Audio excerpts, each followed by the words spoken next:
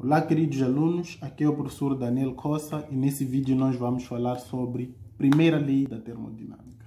Então, esta é a última aula teórica deste módulo de gases ideais. Então, para falarmos sobre a primeira lei da termodinâmica, nós vamos considerar um sistema, mais uma vez, constituído por um gás e um pistão móvel. Este sistema recebe uma certa quantidade de calor fazendo com que este gás fique aquecido.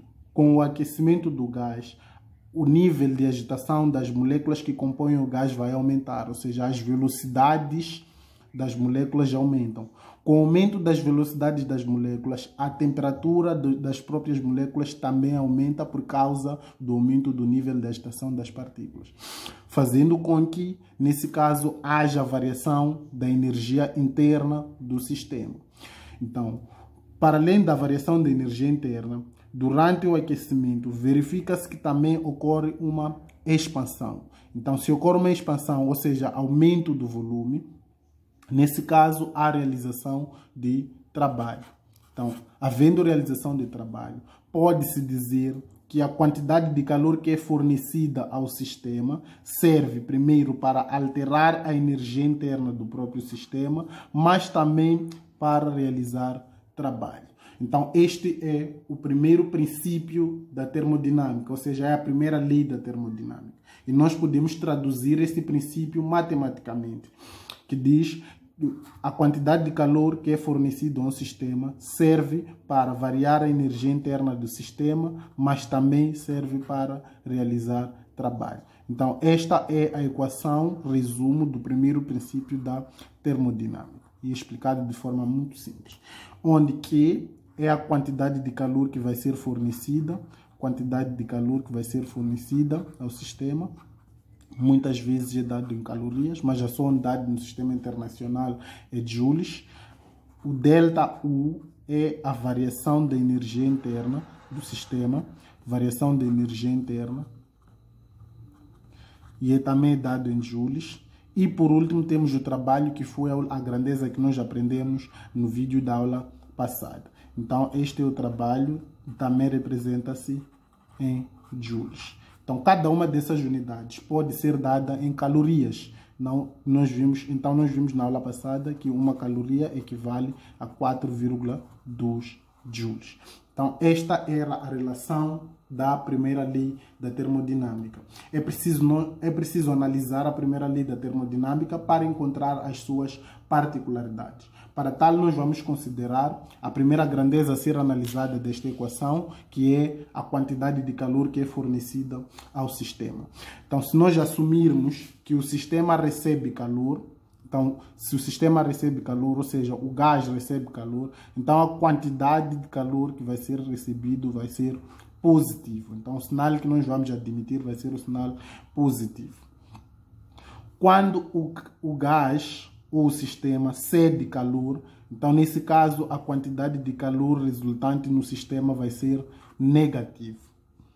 Então, a quantidade de calor do sistema vai ser negativa. Se nós assumirmos que o gás cede calor, ou seja, está a perder energia térmica. Então, perdendo energia, o gás passa a ter uma quantidade de calor negativa. Se não houver troca de calor entre o sistema e o meio ambiente, então significa que a quantidade de calor vai ser igual a zero.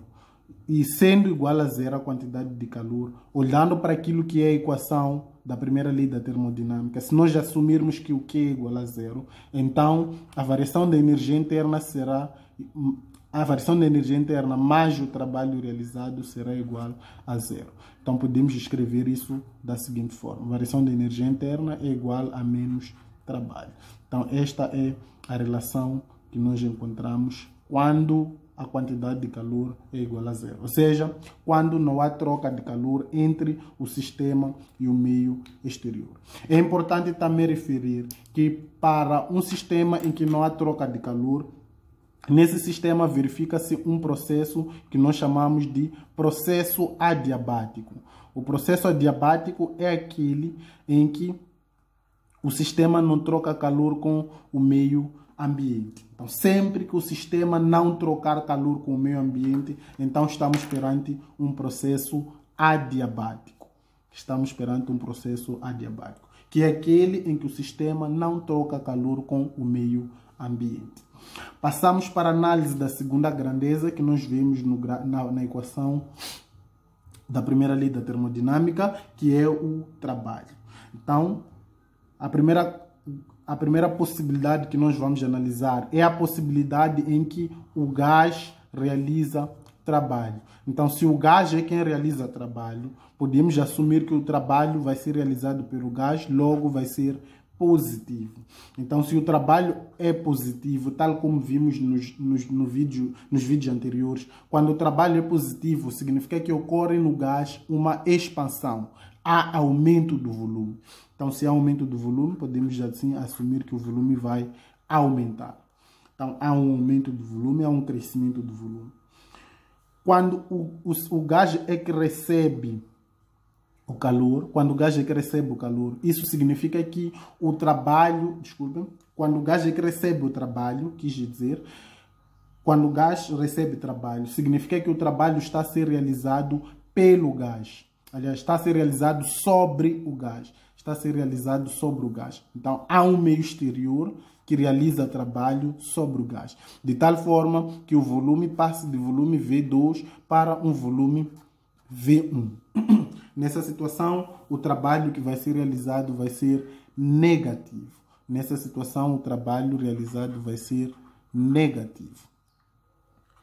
Quando o trabalho é negativo, ou seja, estamos a assumir que temos uma compreensão do gás. Estamos a assumir que temos uma compreensão do gás. Quando o trabalho é negativo, há uma compreensão do gás. Logo, o volume diminui o seu valor.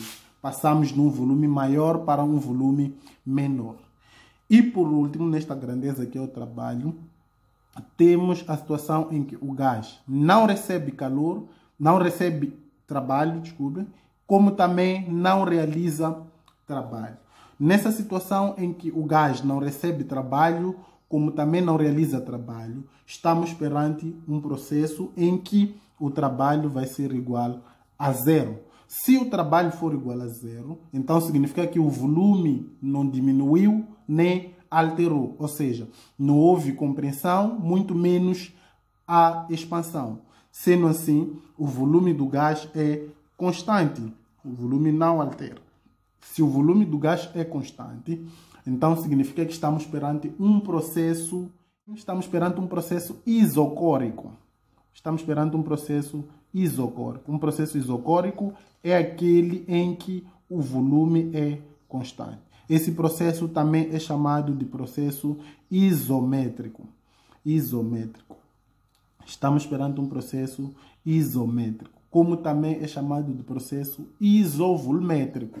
Então, quando o volume é constante, o processo chama-se isométrico.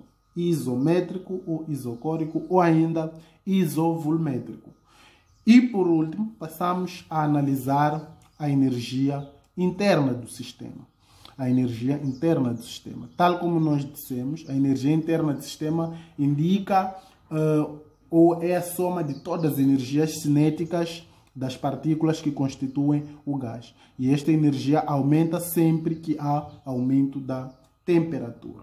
Então, logo de princípio já sabemos que quando a energia interna do gás aumenta, então significa que a temperatura também vai aumentar. E se a temperatura também vai aumentar, a variação da energia interna vai ser maior que zero e a temperatura aumenta.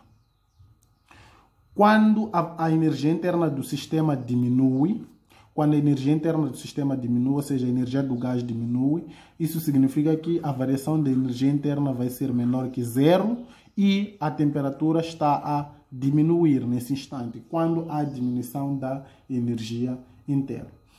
E por último, quando a energia interna não varia,